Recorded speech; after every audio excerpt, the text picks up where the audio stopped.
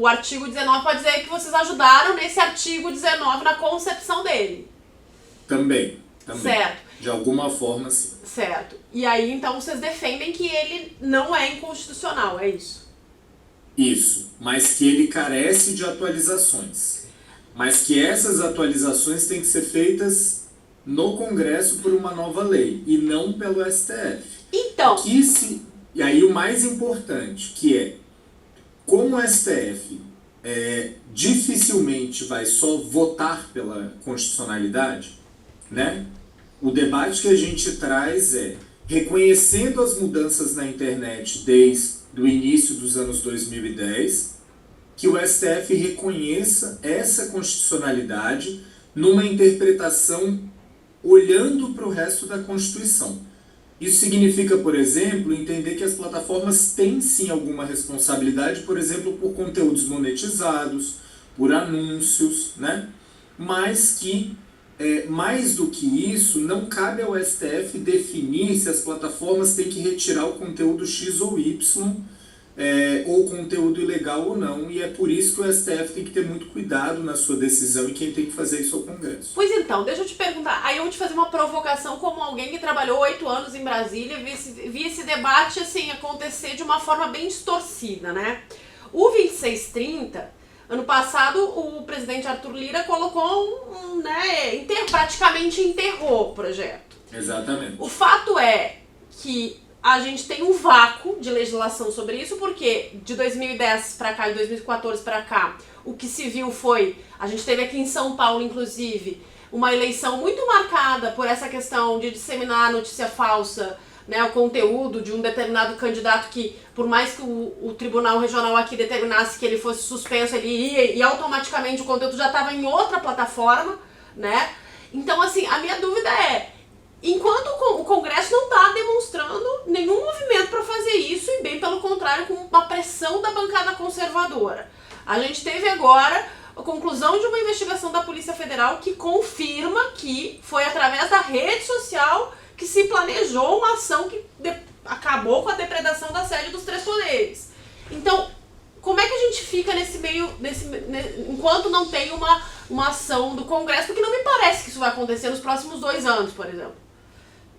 Não, você está certíssima que o problema é gravíssimo. A gente em nenhum momento deixa de reconhecer isso, tanto que a Coalizão Direitos na Rede foi o principal ator da sociedade que pressionou o Congresso para que se aprovasse uma lei. O que a gente coloca é que o Congresso não legisla, ele não tem essa capacidade de estabelecer regramentos detalhados. E aí, o STF não legisla, né?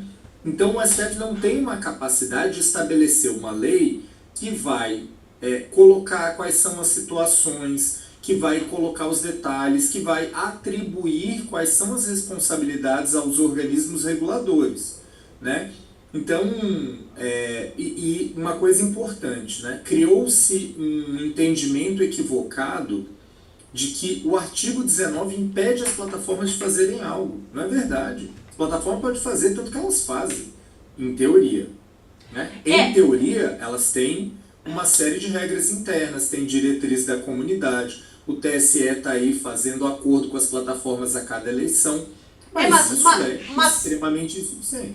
Mas você concorda que eles estão, na verdade, o que está acontecendo é enxugar gelo, né? Porque o que a gente viu na eleição, principalmente aqui em São Paulo, foi enxugar gelo. A gente teve na véspera da votação. Presidente também. Na véspera da votação do primeiro turno, a publicação de um documento falso, que se tu acessar agora, tu consegue acessar ainda pela rede social.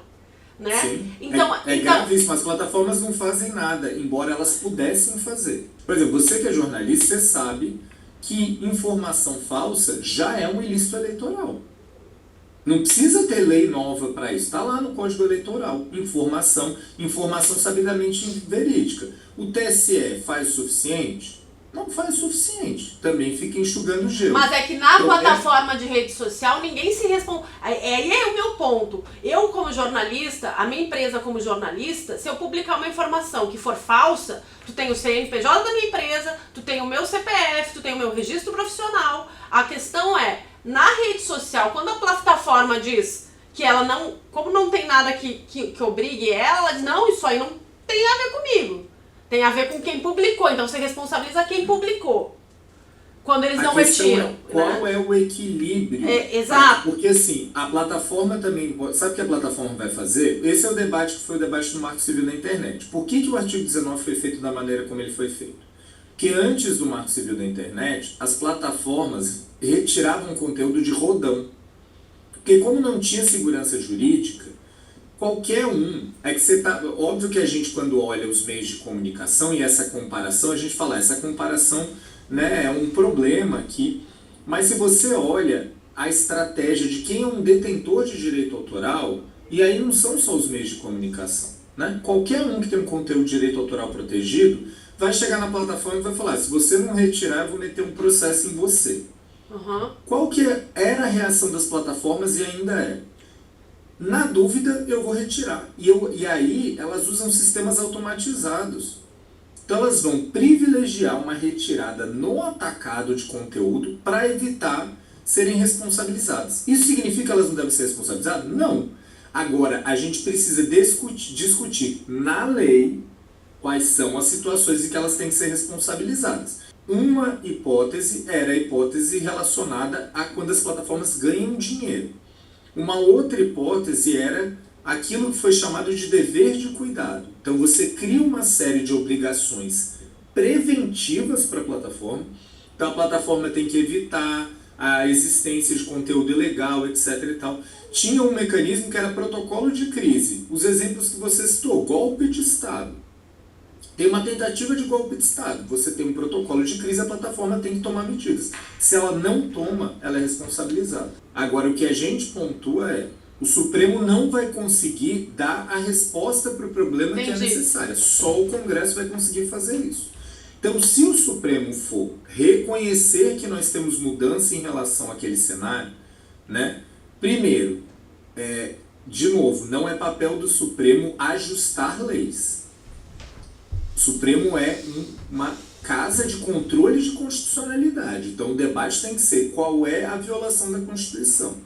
Reconhecemos que tem uma questão de responsabilidade que conflita com outros ditames constitucionais. Então, que a interpretação sobre o artigo 19 leve em consideração de uma maneira equilibrada esses outros direitos garantidos na Constituição.